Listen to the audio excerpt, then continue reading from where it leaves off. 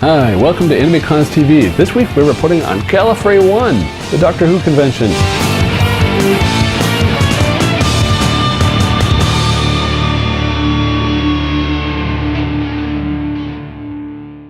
Hey, welcome to AnimeCons TV. I'm Patrick Delahanty, and last month Svet and Caden and I went to Gallifrey One. It's a Doctor Who convention held over President's Day weekend in Los Angeles at the LAX Marriott. So if you're flying in LAX, take the hotel shuttle, you are there.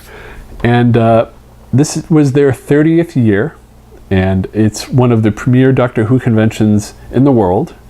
And every year they get a doctor and some companions and other people involved with the show. Actually, they're known for getting a lot of the others involved with production.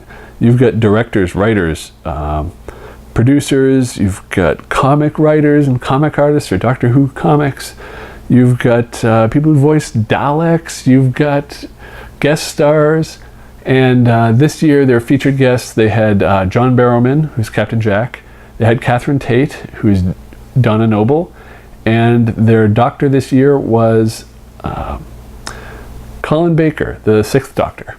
And they were going to have the actress who played Bill, but she had to cancel, and this is the second year in a row, so that was disappointing. Hopefully they'll try again and get her back next year. Yeah, so this is my sixth time to Gallifrey One, because I've gone before I moved to California.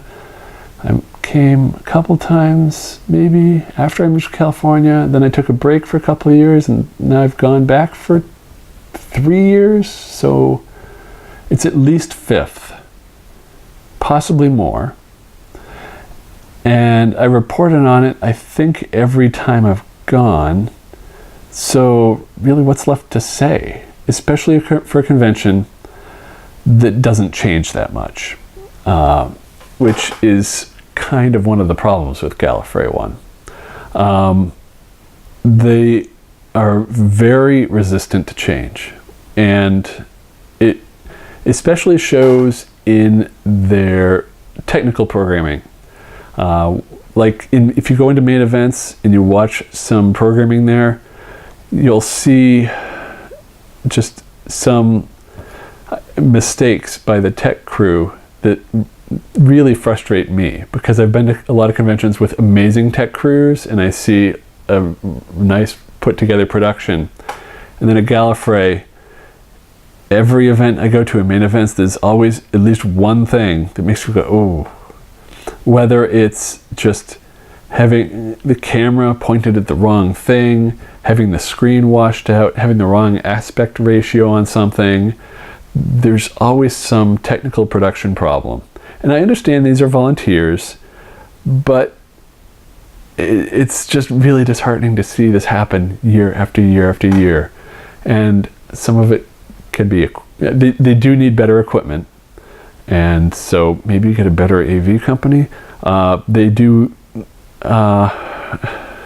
and just, I don't know, maybe they need more practice with their switching for the cameras, or with people operating the cameras, or what. And this is not a dig at any particular person on staff, because I don't know anybody on staff, but they could seriously use some improvement in that area.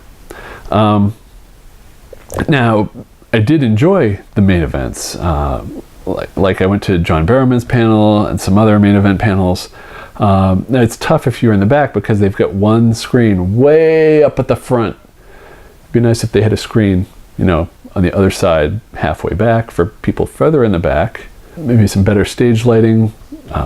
They don't allow video, which I've talked about in the past, and it's really frustrating because it sells out every year. So you're not hurting attendance. Let people record video. Come on. You can take still photos, but because of the lighting in the room, unless you're right up front, any photos you take, you're just going to get black and then washed out person. And so I don't know if there's something that, they probably don't care, but I don't know if there's something that can be done with the lighting to fix that. It's also frustrating when you're in the middle of some presentation and I guess somebody leans against the lights and they start to come up, and then they go down, and then up, and anyway.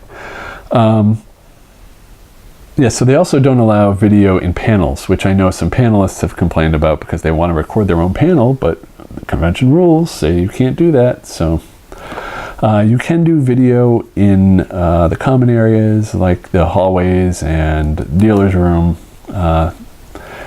which is good because I was able to get some video in there and I can show you. But they also have they've got a lot of autographs for the guests and photo opportunities. So if there's a photo room where you can get photos with some of the bigger guests, you can get John Barrowman's photo and pose, or if you want to autograph by Catherine Tate, you sign up, get in line, and the lines move fairly fast, so you're not going to spend all day in that line, and it's also reasonably priced. Something like $40. So you're not going to be like some conventions. You have to buy the VIP ticket and spend $150, which is ridiculous. You shouldn't have to do that. They also have a TARDIS set up at the back of their vendor's room, which was cool because I got to take a picture of my son holding this tiny sonic screwdriver in the TARDIS. He's the cutest doctor ever. And, Gallifrey One has a laid-back atmosphere, so you've got guests wandering the halls and just hanging out. On Sunday of the convention, I saw John Barrowman just wandering around the vendor's room, and it was good because there weren't a bunch of handlers there like, oh, everybody keep back, keep back. He was just there, and he was just hanging out, talking to the vendor, checking out the merchandise, and he was not surrounded by tons of fans. Everybody's like, oh yeah, it's John Barrowman. And they respected his space and just treated it like a normal person. And there were a couple people going by taking a selfie with him in the background, which, all right, fine. But he wasn't like being accosted. And I have to give some props to the attendees of Gallifrey One for just respecting personal space and letting people be normal people. And so if you're at Gallifrey, you're at the Los Angeles Marriott, LAX Marriott, and there's not a whole lot of other dining options around there. There's an In-N-Out you could walk to, but it's it's like a half-hour walk. There's a Denny's and a Jack in the Box. No, it's a Carl's Jr. Other than that, there's not a whole lot in the area. The hotel itself has a expensive steakhouse. They've got a sit-down restaurant with, a typical hotel restaurant menu. It's got burgers and stuff. And then they had another restaurant that was under renovation last year, and they were doing buffets. And this restaurant was almost always empty. Hardly anybody was eating there. And it was frustrating because the buffet, like the lunch buffet had 4 items, the dinner buffet had 5 items. And it's not like you have a big buffet with 5 main items and then there's like a salad and some appetizers. No, it's those items and that's it. It wasn't really much of a buffet at all. It's not like, oh yeah, I'll start with a salad and I'll get some of this and I'll get some of this. No, it's like, all right, you can have some sliders and piece of chicken. And yeah, it was not good, and so that's why I think, and it was, I think, priced at $25 and $30 lunch and dinner. So people just weren't going, and I hope they just put it back to a normal menu, even if it's a limited menu. Let people pick what they want on the menu and order that, even if it's not the normal menu, and limit it, but let people pay for what they want, and that's it. Don't try to do this buffet thing. It was a bad idea. Fortunately, the convention brings in food trucks. There were 3 food trucks on Friday and Saturday, and 2 on Sunday.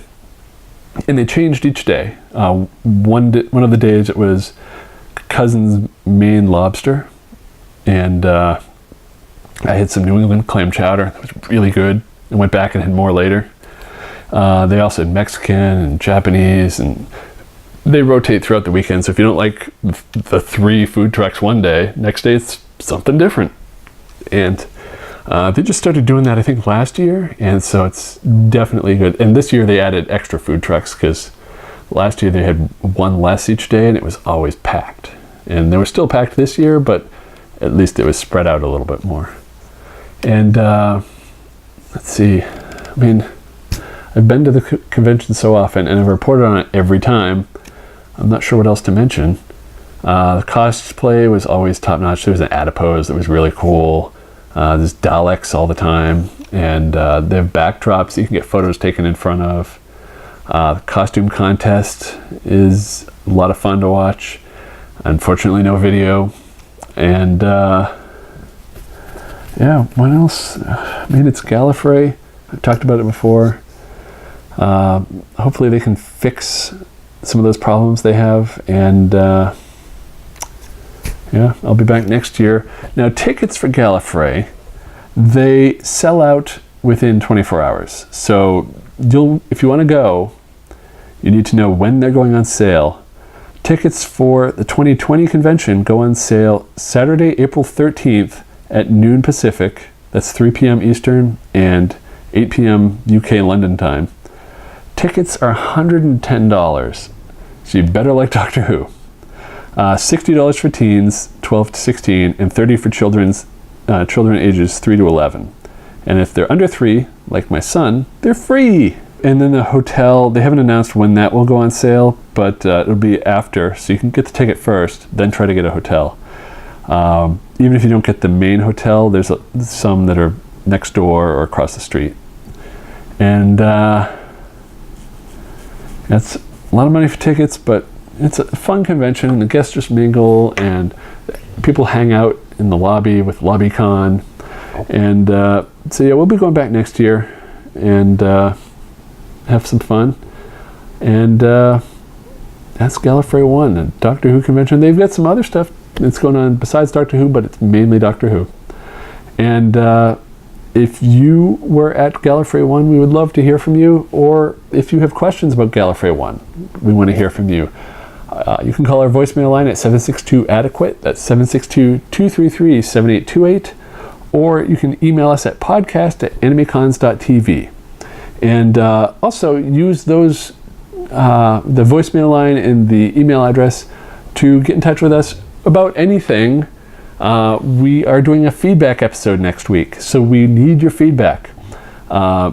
We've changed the format of episodes this year, so the feedback episodes are less frequent, but we still want your feedback.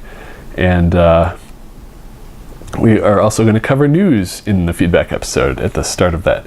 And so this feedback episode's news topic will be Vic Mignogna.